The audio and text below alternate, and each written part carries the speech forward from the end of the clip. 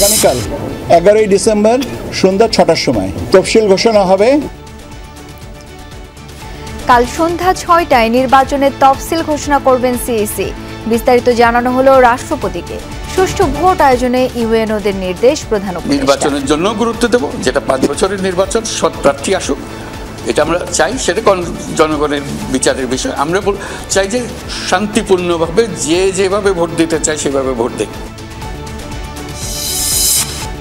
শেষ হলো জল্পনা কল্পনার। পদত্যাগ করলেন আসিফ মাহমুদ ও মাহফুজ আলম। নির্বাচনে প্রার্থী হবেন এলজিআরডির দায়িত্ব পালন করা ছাত্র উপদেষ্টা। আমি নির্বাচন করব, এটা স্পষ্টভাবেই বলা যায়, কিন্তু কোথায় করব, কোন দল থেকে করব, সেটা পরবর্তী ডিসকাশন। 125 আসনে এনসিপির প্রার্থী ঘোষণা। ফাঁকা রাখা হয়েছে ঢাকা 10 ও লক্ষ্মীপুর 1। শুধু জয়ের জন্য নির্বাচনে অংশ নিচ্ছে না দল, বললেন নাহি।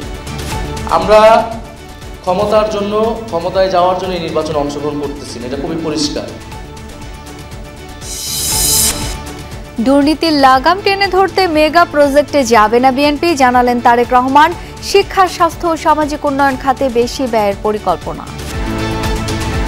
আমাদের একটি অন্যতম লক্ষ্য হচ্ছে আমরা কোনো মেগা প্রজেক্টে যাব না, কারণ আমরা দেখি যে মেগা প্রজেক্ট মানে মেগা দুর্নীতি। দুর্নীতির বিরুদ্ধে আমাদেরকে দুর্নীতির লাগাম টেনে ধরতে হবে।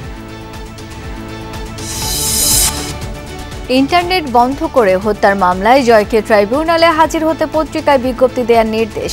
হাসিনার ভারত ছাড়ার ব্যাপারে কোনো তথ্য নেই পররাষ্ট্র মন্ত্রণালয়ে। 9 ঘণ্টায়ও উদ্ধার করা যায়নি রাজশাহীর তানোরে পরিত্যক্ত গর্তে পড়া শিশু সাজিদকে। অক্সিজেন দিয়ে বাঁচিয়ে রাখার চেষ্টা ফায়ার ফাইটারদের।